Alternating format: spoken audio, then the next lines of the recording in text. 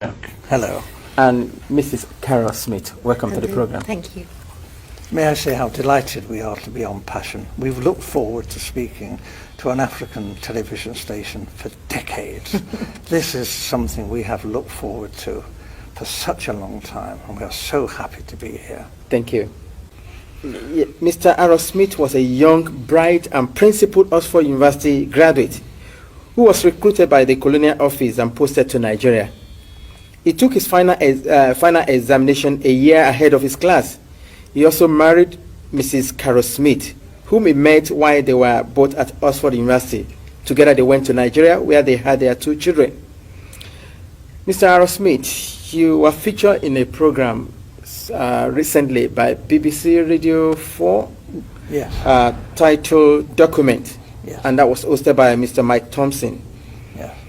You were alleged that the British government rigged the first and most important election in the history of Nigeria in 1959 in favor of the North. Am I correct? Yes.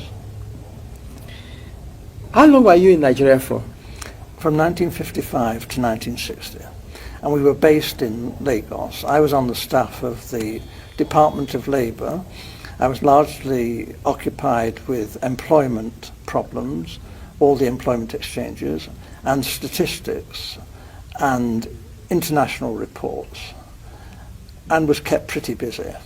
I was also stationed in Lagos in charge of the capital and the port. I was the port labour officer as well, and I also devised a port labour scheme and later a social security scheme, which was one of the first in Africa, which guaranteed workers some income after they'd finished work.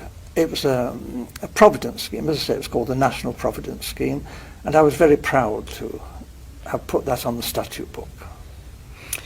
I was going to ask you what your role is. You've mentioned 3 important. Is there any particular name given to your office while you were there? Just Labour Officer.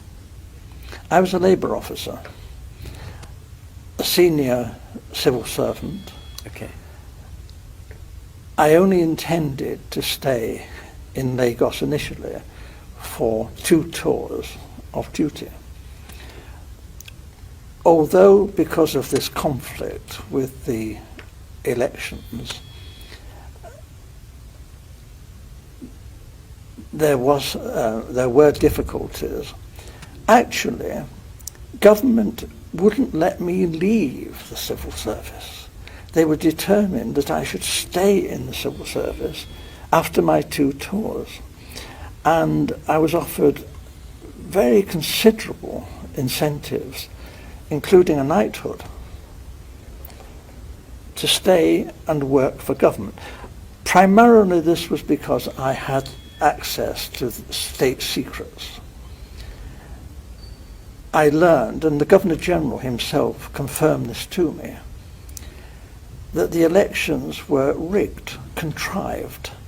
The intention was that the North should rule Nigeria. Even in '56, the Northern leaders were very proud and were saying, if they couldn't run Nigeria, never mind elections. They might not join Nigeria. They might leave. And we all thought, well, how would they survive? There were no industries. There's not a great deal of agriculture, some groundnuts in the north. This wasn't very practical at all. And then it was, the Governor-General seemed to be thinking that the North couldn't, even if it won an election, rule Nigeria by itself. The South wouldn't stand for that. So there had to be a partner, either the Igbos in the east or the Yoruba in the west, to team up with the North. What he didn't want was for the 2 southern parties, the Igbo and the Yoruba, to team up to form the government, because he believed the North wouldn't tolerate that and talked about leaving the federation.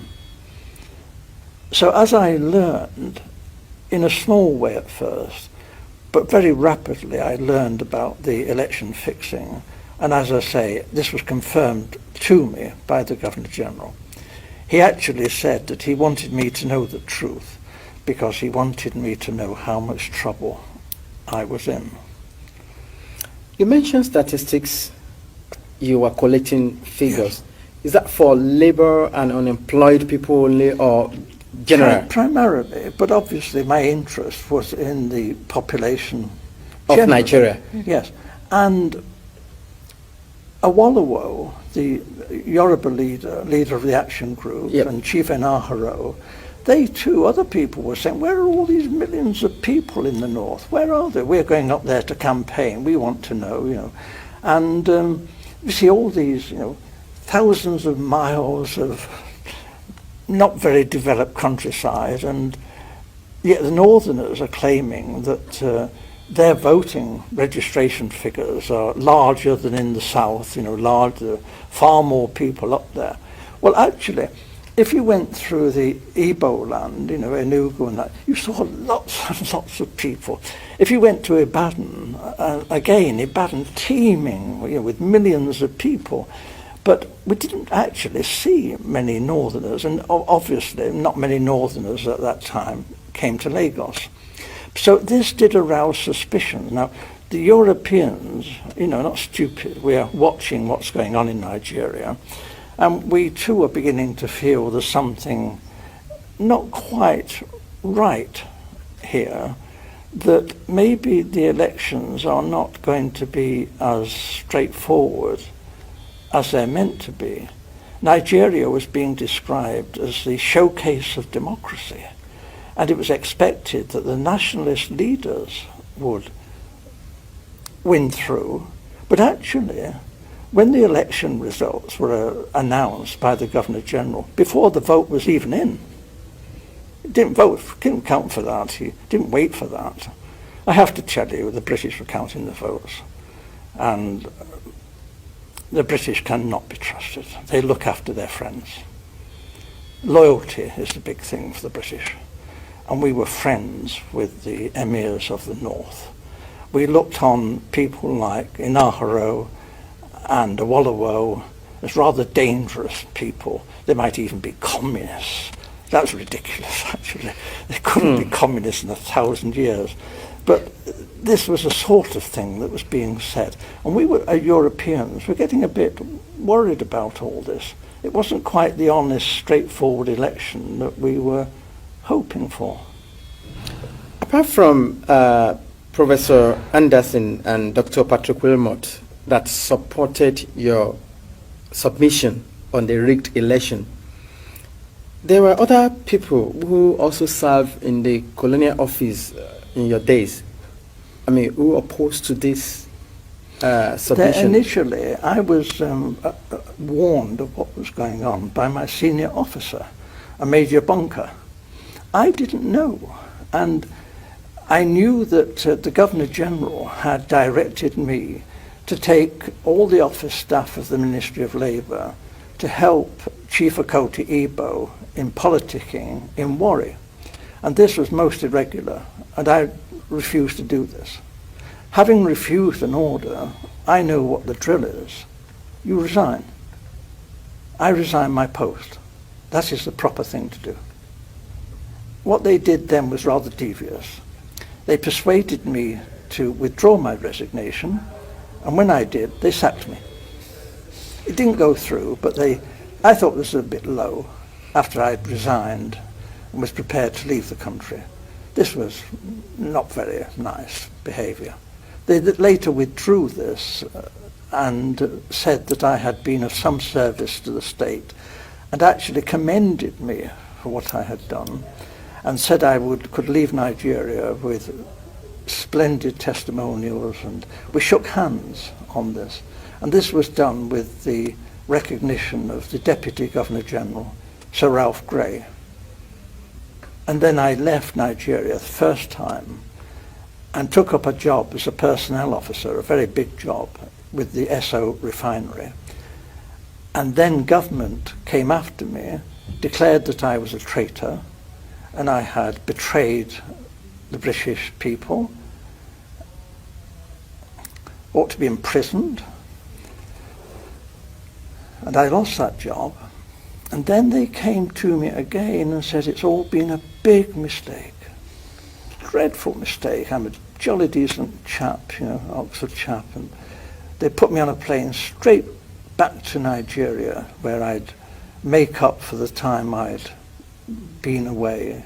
There was a great deal of good work for me to do, and we fell for this. We shouldn't have gone back, but we did.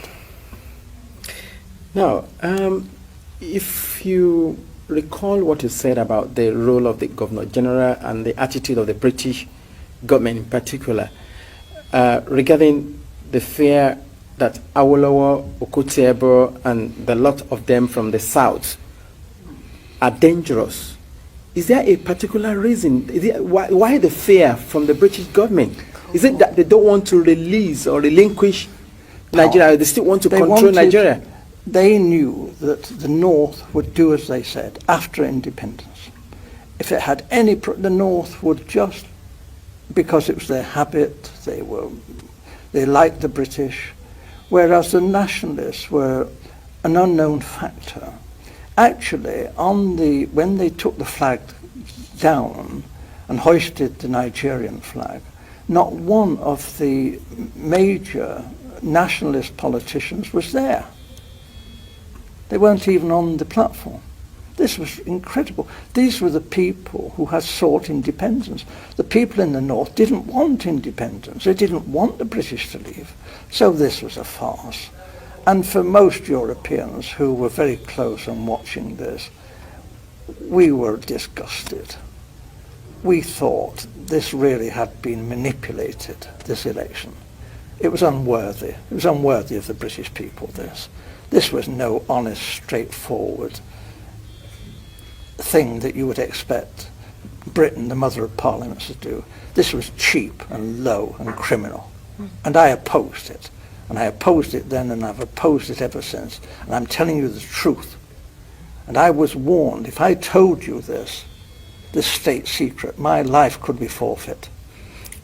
Earlier on, you said the British government wanted the North in alliance with either of the southern region, either with the Yorubas or with the Igbos. But Awolowo, without which they cannot they can't do it this rule the country. The problem was that Awolowo was a highly principled man. Okay. You didn't talk to Awolowo about squalid deals and fixing things.